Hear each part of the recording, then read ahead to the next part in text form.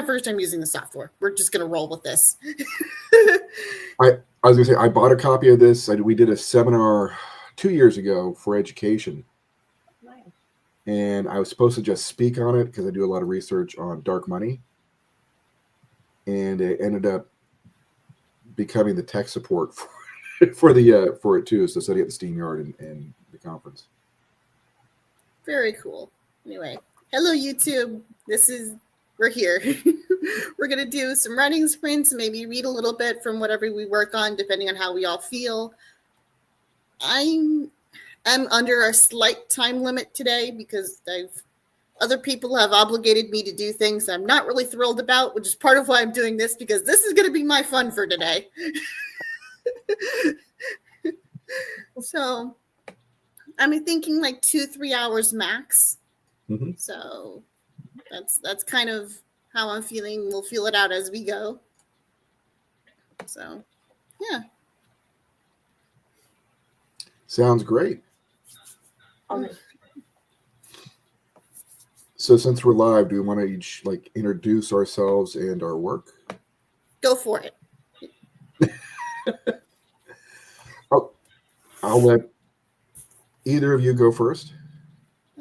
I guess I might as well go first since this is my channel. Hi, I'm Melissa. I read fantasy books. Tower Memory series. I have a whole stack over here. If you're familiar with this channel, you probably already know me, but these are some writer friends of mine. Say hello. Hello. Hello. Is my camera frozen, by the way, or is it just an artifact? It looks frozen to me. It looks frozen to me too.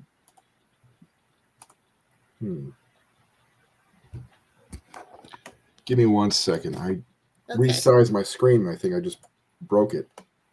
Okay. Well, Ellie can introduce herself while you try to figure that out. Hi, I'm Ellie. I'm an author. Hi. I write a variety of books that range from children's books to short stories and novellas to novels, including the B series. You came prepared this time. I did. I came more prepared.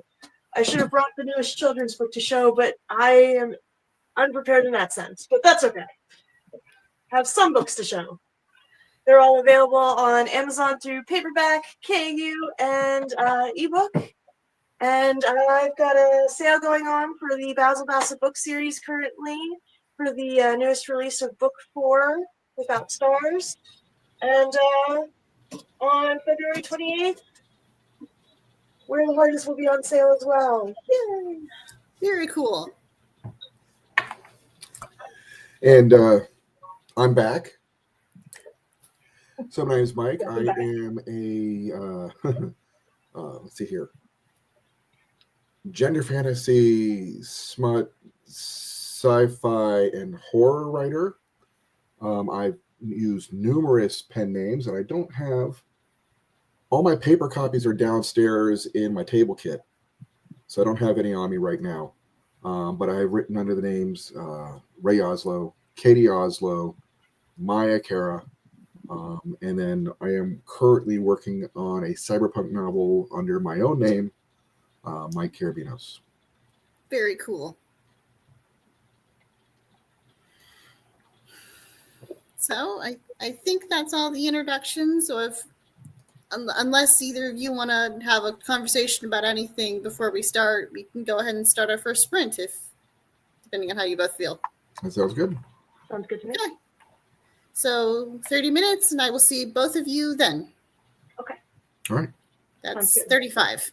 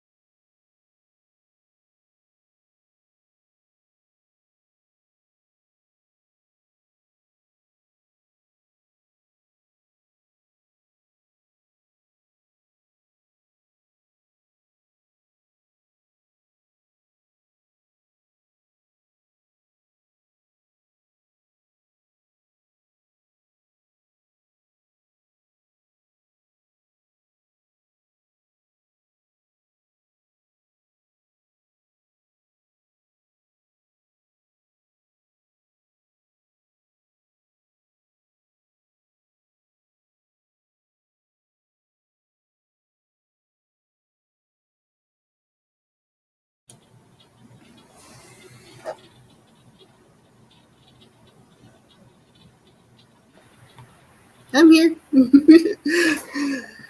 I was rushing to put mute on my music. I just learned that my speaker times out and turns off. Oh boy. Hello, chat.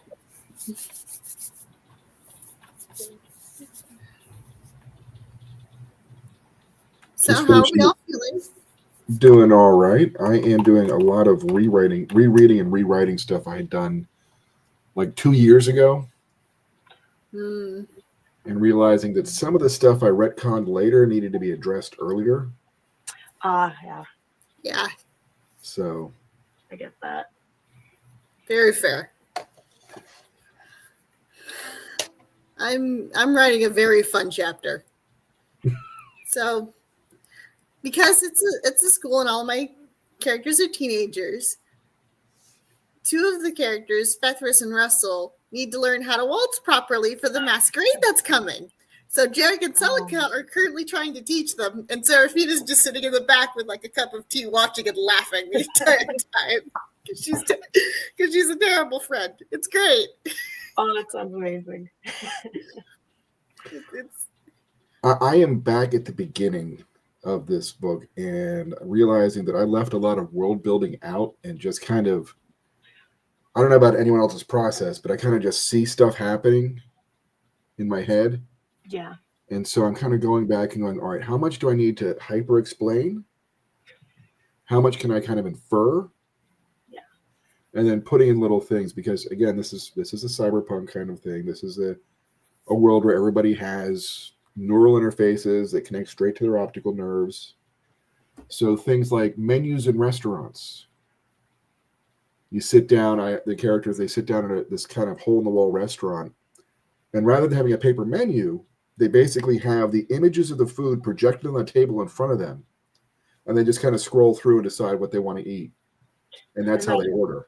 well, it's like when you used to go to restaurants and they wouldn't have physical menus for a while Yes. because of restrictions. You had to scan a QR code. So I'm imagining it's basically that with holograms. Right. Yeah. And it's a hologram only you can see. Right, because the thing's zapped into your brain. Correct. Imagine that makes a lot of sense. Imagine it makes it a lot easier to order too. I mean, there's plenty of times where you're like, yeah, that could be good, but then like once it's right in front of you, you know that you want it. Well, imagine it's also probably easier to get like actual lists of what's in this when it's zapped into your brain like that. Oh, right, exactly. So every plate, like if you focus on it, little list of ingredients comes down like in your vision right above it. So having a little fun like that. So she's sitting across from a character. He's got a jumpsuit on, a whole bunch of patches on it that are in Japanese, and suddenly her vision is just flooded with the translated names of different tool companies that just pop up all around him because her translating software is translating all the patches, and she has to kind of turn it off to be able to focus. It's like when you get pop-up spam, you're like, no, thank you. Oh, yeah. Not interested. Very cool. That sounds like a lot of fun. What about you, Ellie?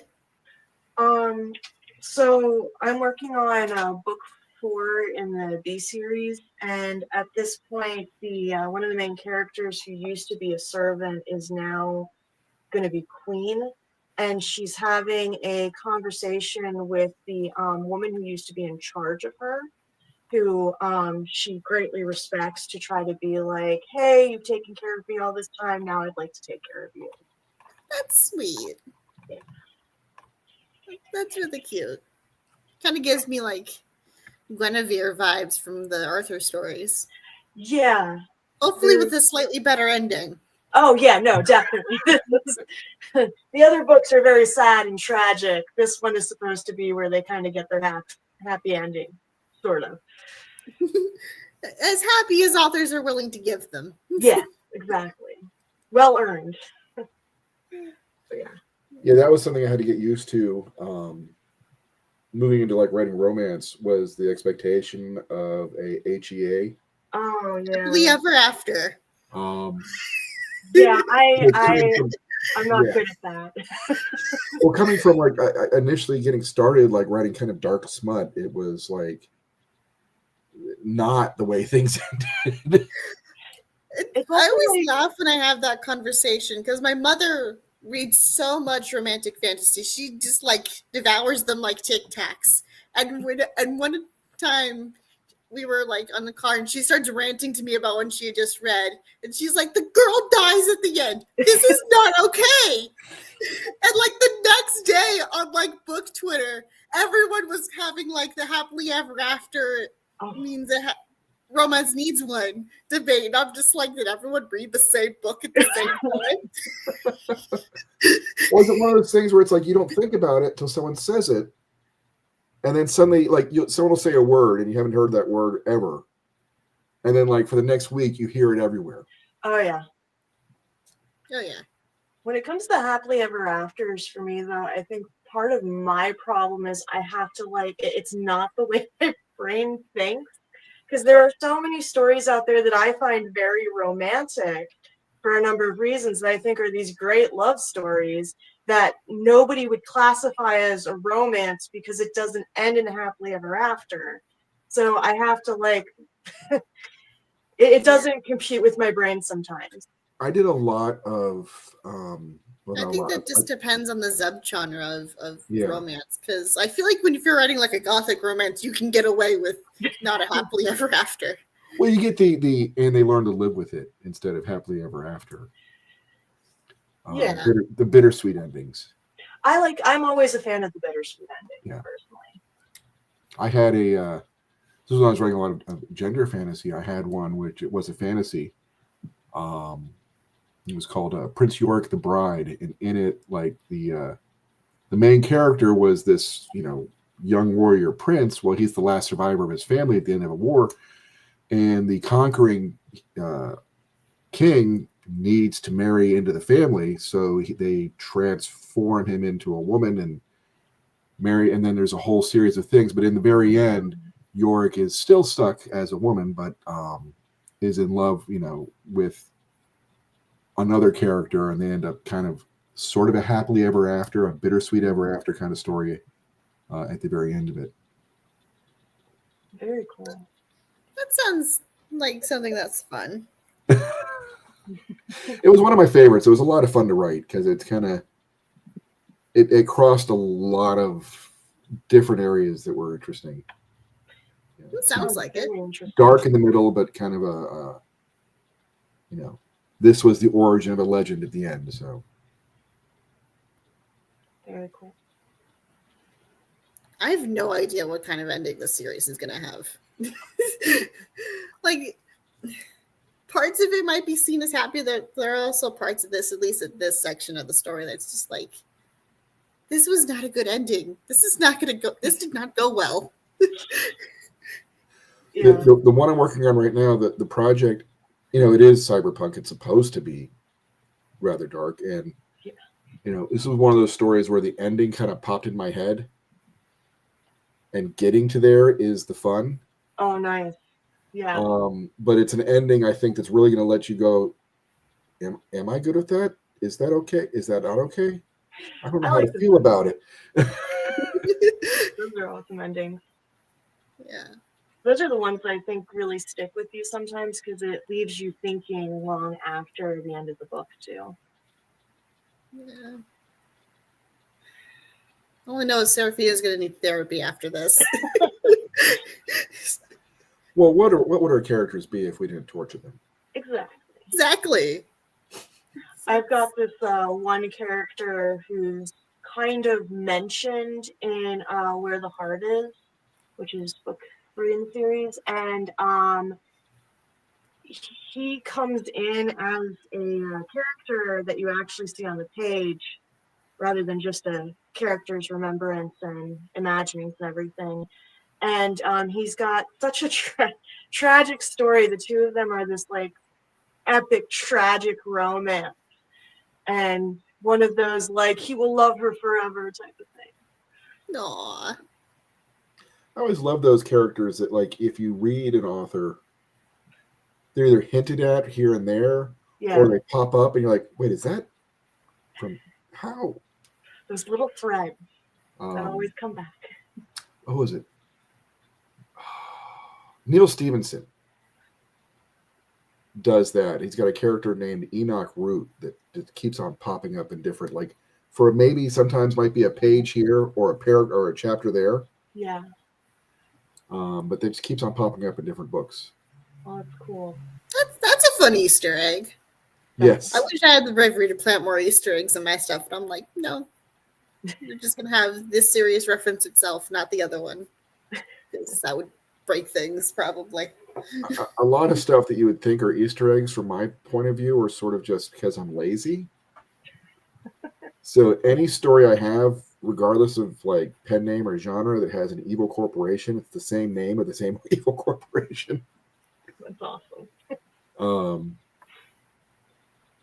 So yeah, that's kind of where I am with that. Is just I couldn't think of another name for an evil corporation. I've got branding, I've got logos. Let's just use this. That just makes merch easy. Yes, exactly. Doesn't matter what you're reading. If it's GHS, it's evil. Yep. Plus, it's kind of like a cool inside knowledge type of thing for your fans too. Yes, Right? it's my own Wolfram and Hart. There you go. Yeah, global housing service, because it's a nice innocuous name. That's how they get you. Exactly. They name it something that sounds, at worst harmless. Right. And you're just like, eh. And then it turns out that they're actually doing much, much worse behind the scenes. Yeah. So this is somewhere more evil than Grumman, Mm-hmm.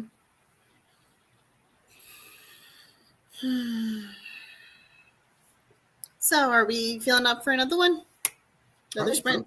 I can do another one. Cool.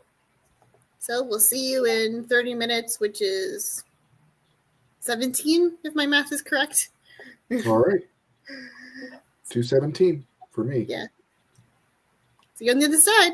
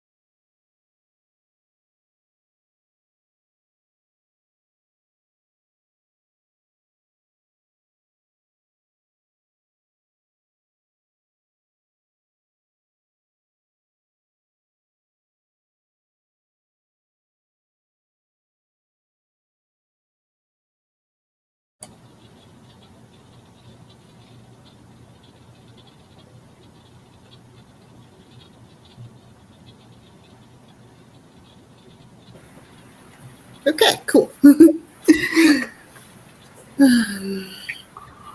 How are we all feeling? I'm not as bad as I thought I was a year ago. That's always nice. You know, you're going back because I'm going back and I'm rewriting and editing and fixing up stuff I'd written a while ago, and it's like, wow, some of this is pretty decent. That's awesome. Past you wasn't, had some idea what he was doing. Yes. What about you, Ellie? I'm actually feeling pretty good. I got into the flow, which was nice, and I think I might have finished the scene, so that's even better. Oh, great. That's fun. I finished the dance scene and I've decided I want to add another scene at the beginning of this chapter that's dealing with some other stuff. Mainly Russell's detention paperwork, because Seraphine is now in charge of that. Yeah.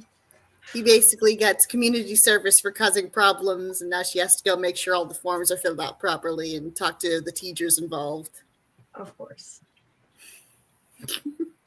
The pains of being a student leader. This is why nobody wanted this job.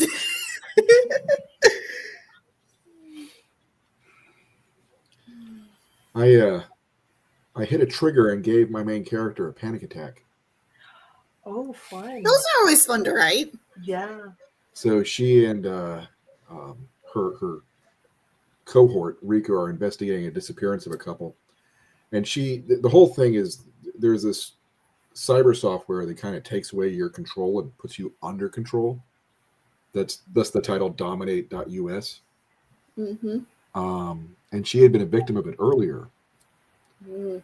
So they're investigating this disappearance of this couple, and the couple had made some adult feelies, as in sensation recordings, of some of their sessions. So they were trying to get more information, get the idea of what the missing woman looks like. So they slotting a feelie so you can see the mirror and all that. And it kind of triggered a panic attack. And then she gets through the panic attack, comes out of it pissed off at Riku about putting her through the recording. And then he starts stepping through, okay, let's talk about what you saw, and pointing out the clues that were embedded in the recording that she was able to come up with, because before all this had happened, she had been part of kind of the kinky community. So there were little keys in there that she was able to pick up on that he didn't have that experience to pick up on. Wow. That makes sense. So exciting chapter. Yeah, like I said, it was like, oh wow, this is actually pretty good, and I was able to flesh out a bit more and put some more detail in. Just because there was stuff in there that I've learned more things since. So We're always learning, We're always learning, always improving. Mm-hmm. Absolutely. I know for my process of writing too, that I tend to I write what comes and just sort of get it on the page. And I tend to do a lot of dialogue initially and then have to go back and add in a lot of detail and what everybody's doing and actually seeing and that kind of stuff. Right. Yeah, no, I get that. It's you do script and blocking, and then you have to go back and build the sets later. Yeah. Which is kind of how I look at it, because it's like, and then this happens, and she says this, and he says this, and she says this, he says this. Okay, where is this all taking place? And you have to go back and okay. How are they feeling when they say that? There's yellow walls, and it's a synth plastic table, and yeah.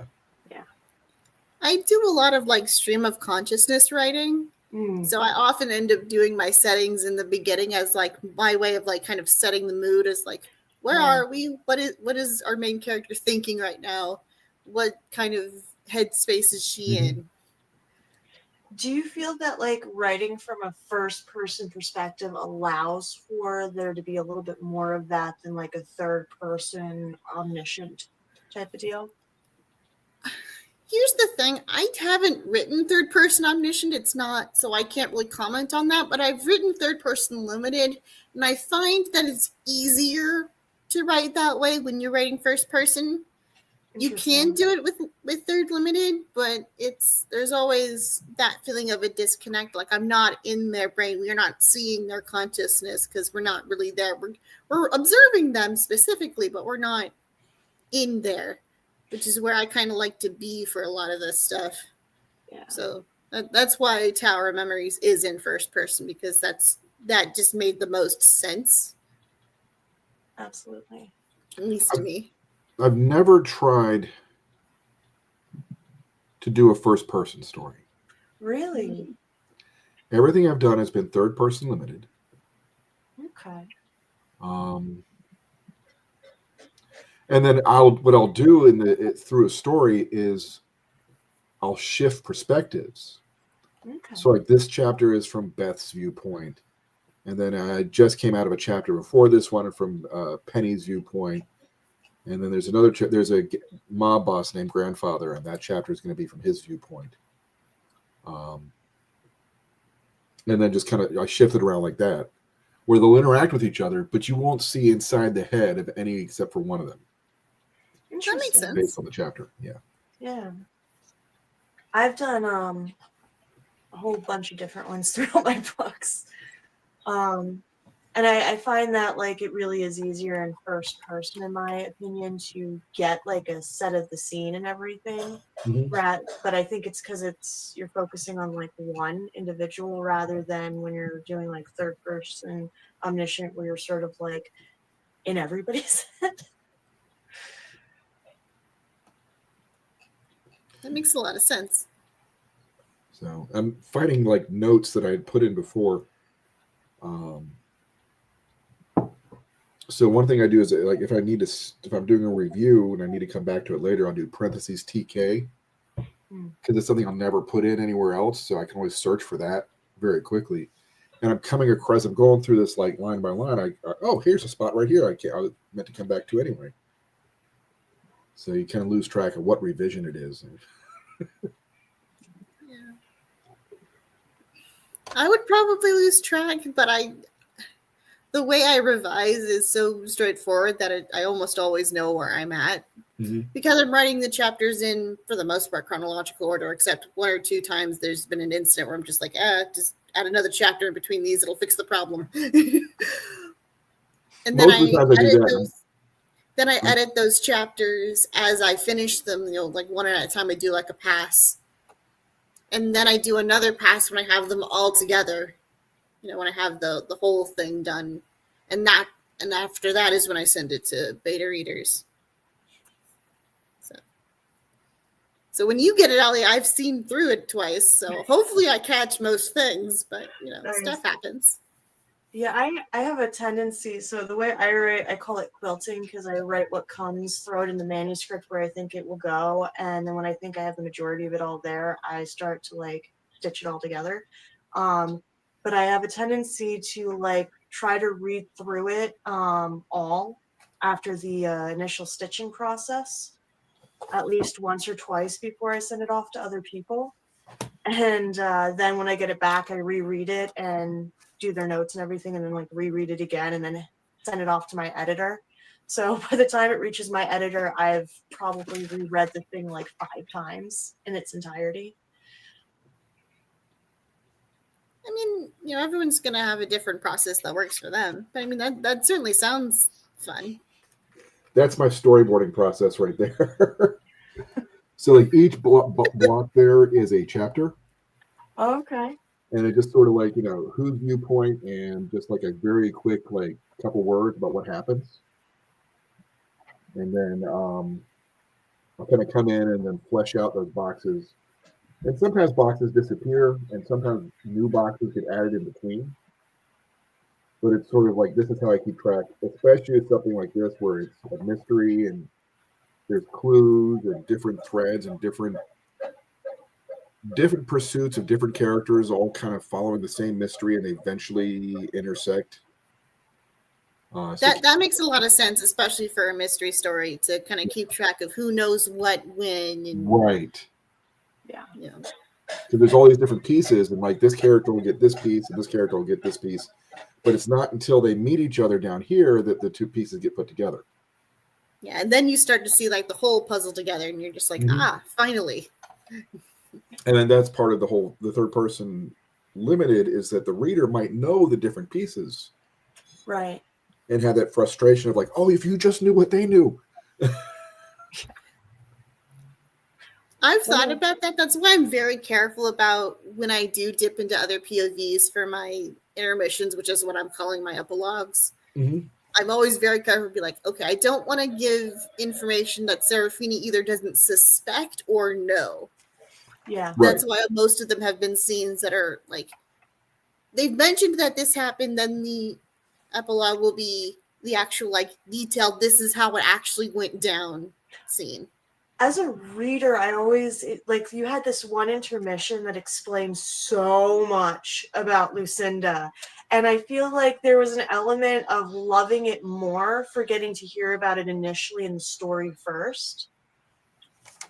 I think it really adds to it too, to get that like learning it alongside the character, and then getting to see it was like so exciting. Fire of Innocence was fun to write. I want to be clear. It was a lot. Well, like I imagine I almost Lucinda has didn't to do be it amazing because to there's a write. part of me that was like, should we even see him? Should he even have dialogue before him and Serafina meet? I'm like, that's going to be so long from now. I might as well, and it'll be good to know. It'll be good to see this scene, and obviously, I have to tell it from Lucinda's POV. Like, duh. I don't think I need to explain. Yeah. Oh yeah. Plus, I think what's really cool about having like the way you handle your villain in particular is that it allows you always. It's kind of like what we were talking about with Johara, where it's like almost this ghostly presence, or as my editor calls it, it would be like a circling shark, and it keeps getting closer. Yeah. It's what's funny about that is like that's why I knew I had to publish Tower of Memories as an indie book, because like there's no publisher in the world that's going to be like, you don't have your main villain nor a love interest in your book. No, we're not going to publish it. Like I already knew that conversation was going to be a thing. So I'm like, I'm just going to do it myself because I have faith in this ridiculous process that I've signed myself up for. Well, I'm glad you published it because I'm enjoying reading it and I cannot wait to read more. Yeah, we'll see how you feel about me after we get to the ending of this one, because you're gonna hate me for at least some parts of this, and I'm so excited because I've set a trap for you and you fall into it perfectly. So it's gonna be fun. Have I already fallen into the trap? Yeah. Oh. Oh. I am both very anxious and very excited.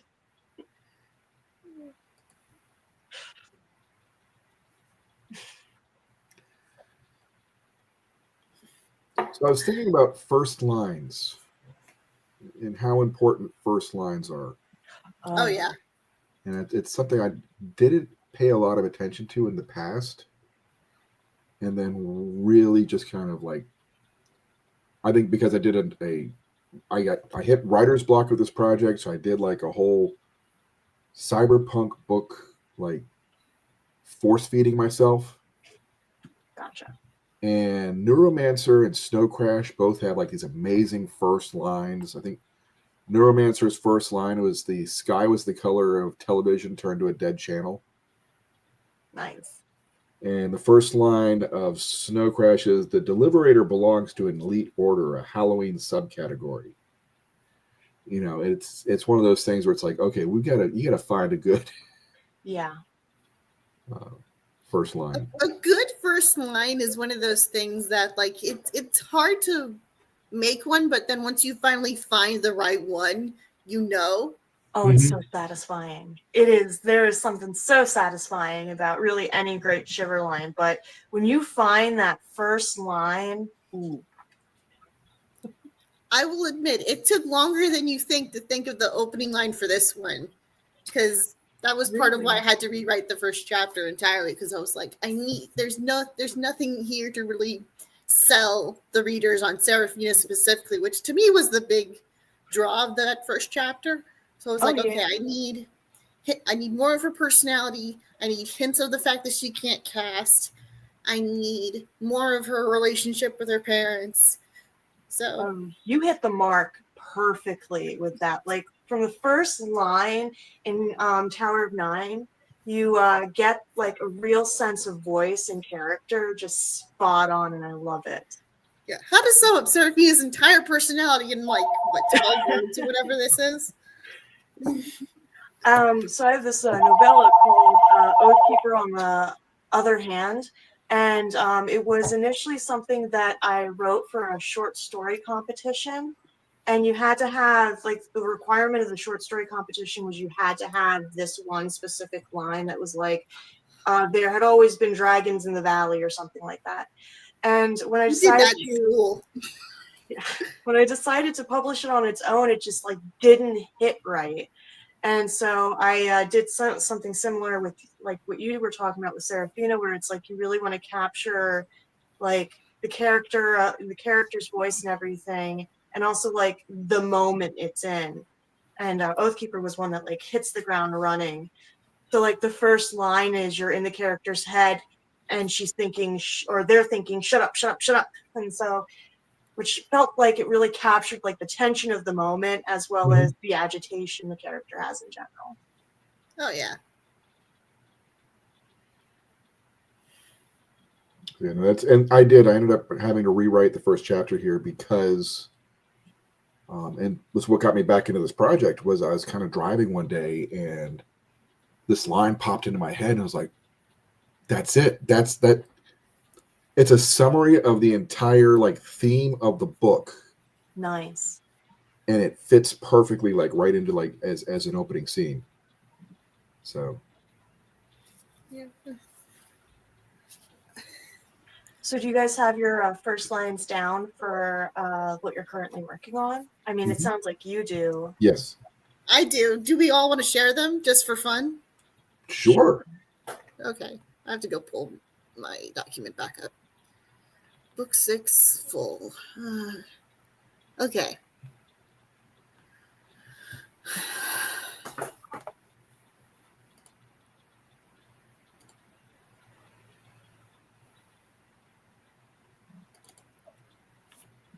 We all good?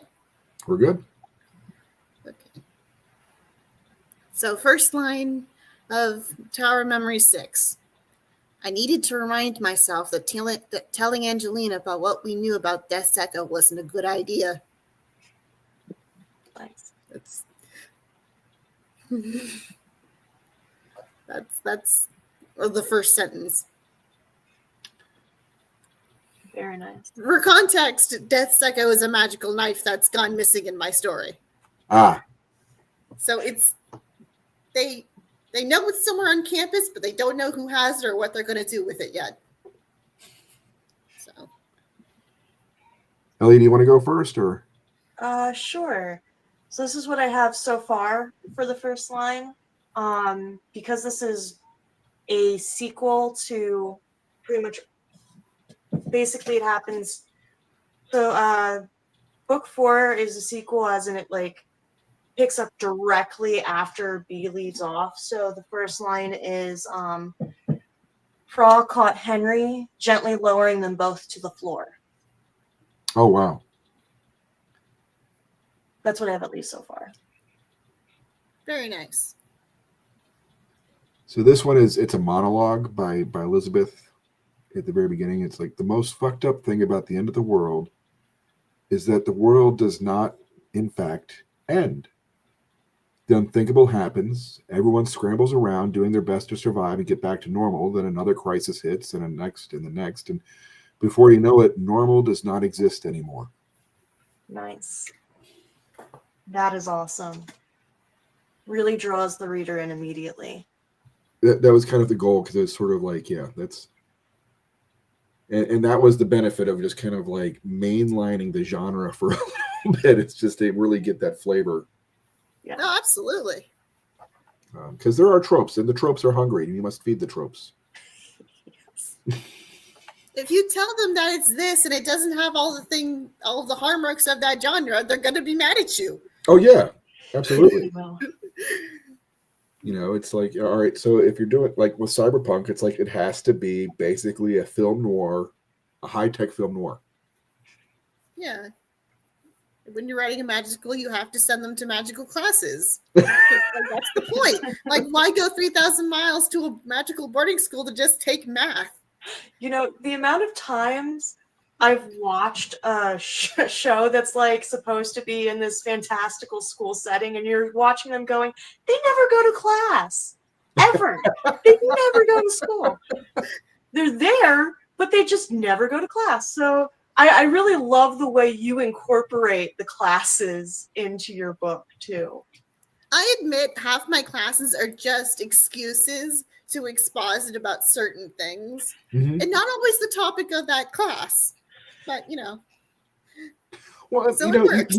you bring up an interesting point because when you read that other series about a magical school, Yeah. you wonder how incomplete their education is because they never do take math. They never do take grammar. So, yeah, they can levitate a feather all they want, but they're not going to be able to do an equation.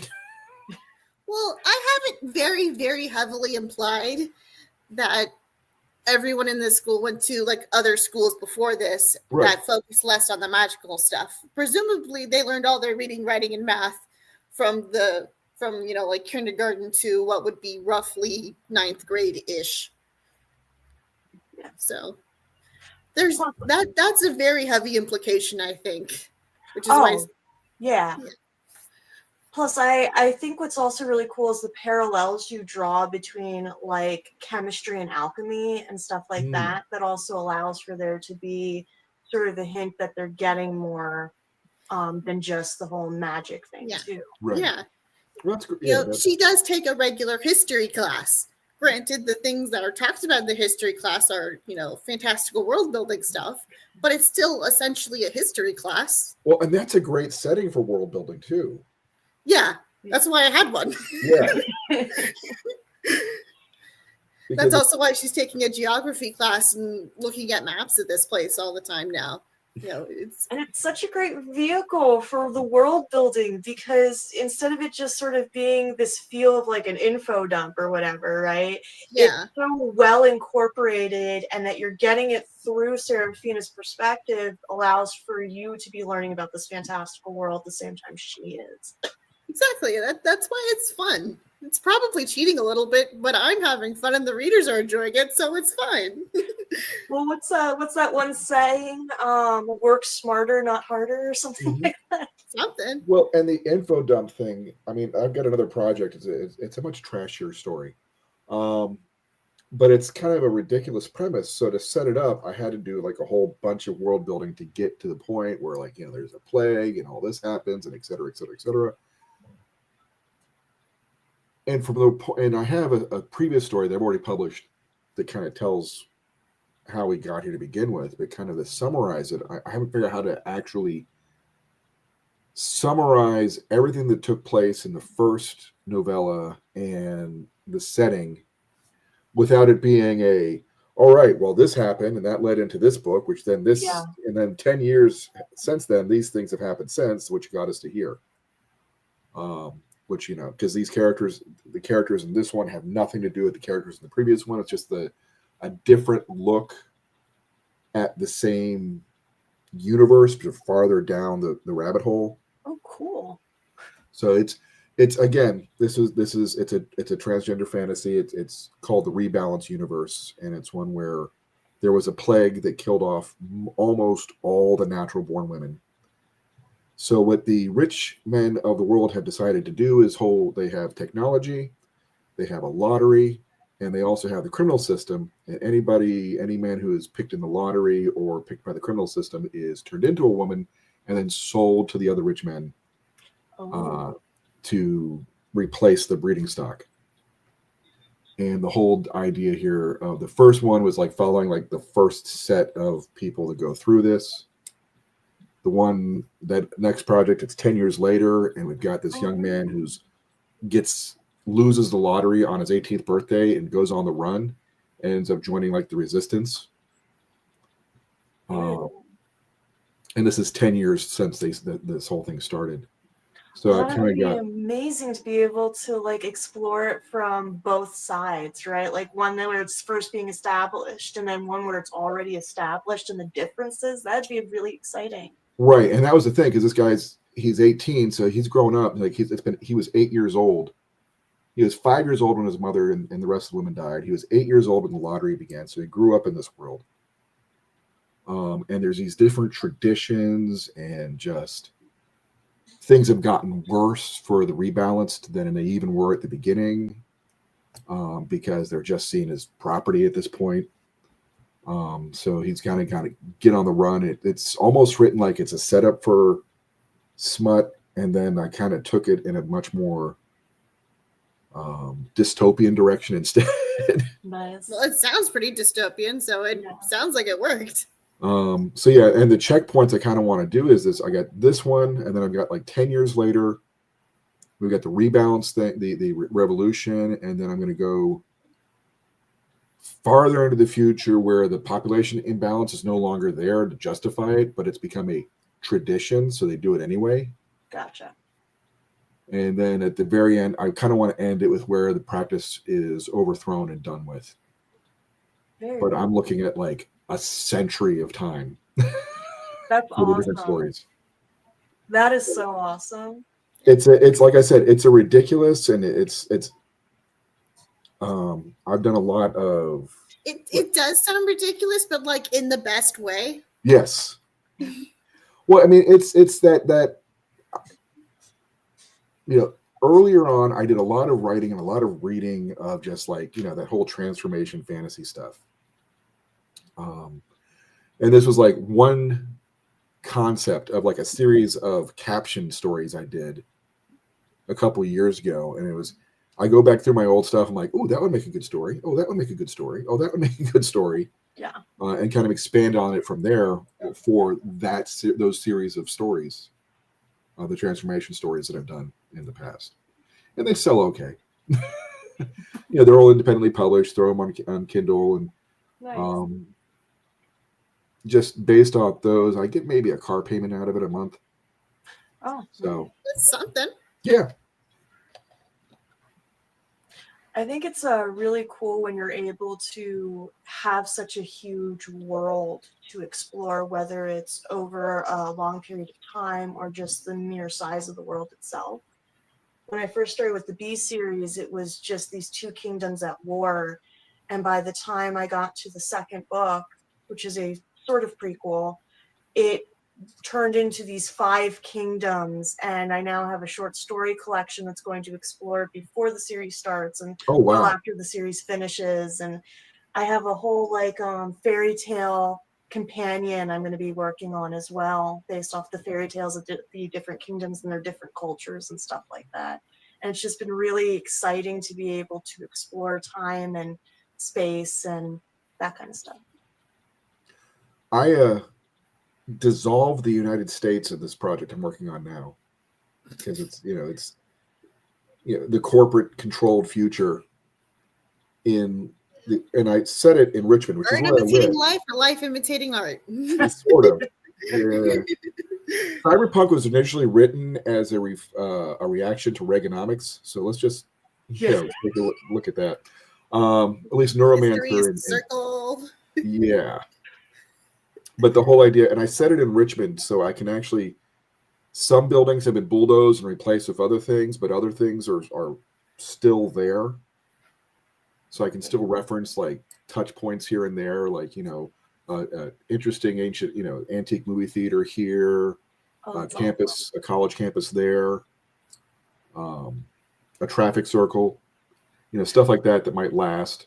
And then I'll throw in like, and an arcology is like right over here. Big, huge, massive, self-contained building city. But in the process, I also I created the holy state of Alabama, which is like the Bible Belt like reforms into this ultra conservative evangelical Christian nation. made up of like Tennessee, Arkansas, Louisiana, Oklahoma, Alabama, and Georgia. And so we have refugees escaping from there.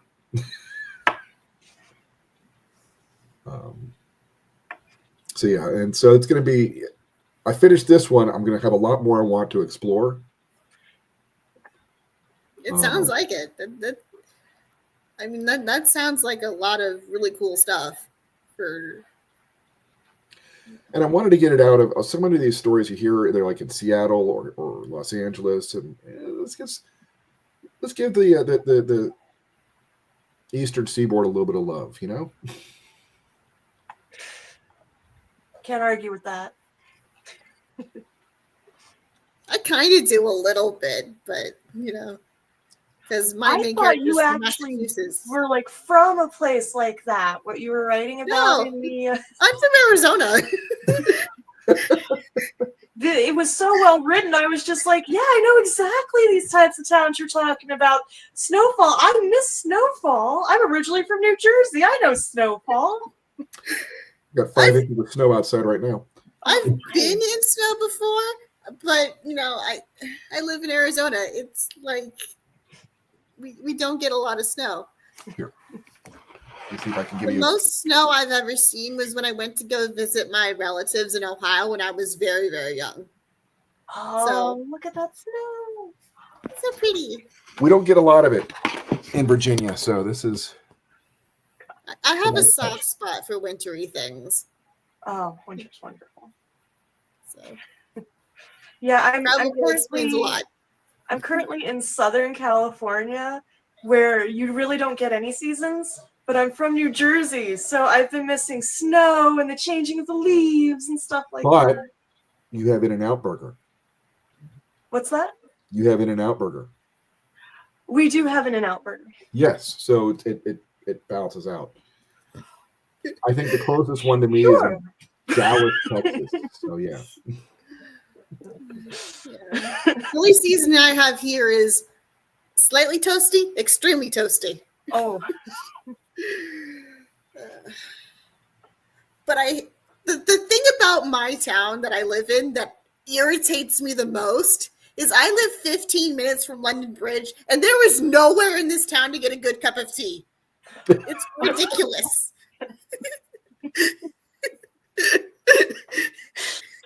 yeah. I will say that there are a few good places around here to get a cup of tea, Yeah. especially if I go a little further into Long Beach. Yeah. Richmond's nice. It's got a nice selection of like little bohemian spots. So good Nice. tea, nice, decent art scene, pretty decent queer scene. It's a very eclectic town. It's like a little tiny. It's like the East Coast Portland is how I've heard it described before. That's awesome. That is very cool. I'm jealous. Me too.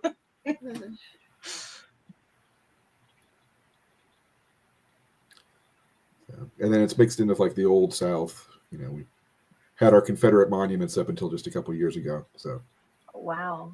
yeah. But it sounds like there's progress on that being made, you know. Yeah, they are down. They are actually stacked over at the water treatment plant. The old monuments are all like laying on the grass there. Let and- nature have them. What's that? I Yeah. said let nature have them. Oh yeah. Well, I mean, it was a big celebration. I remember when they came down, there were like street parties the day they took it down. Oh, that's awesome. So they were doing like print ups. That's great. That is awesome.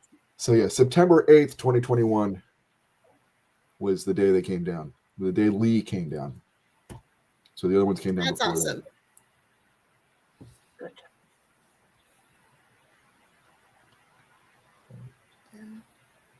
What time is it? I have time for one more sprint if we're up for it. How are we feeling? Unfortunately, I have to go. So sorry about that. Actually, No, I'm it's looking at the time, and I've got a kid coming home from school in like 8 minutes. Okay, then we'll just call it here for today. All right. This was a lot of fun having you both. It Thank you was. for hanging out with me. Awesome. Absolutely. Thank you so much. Thank you.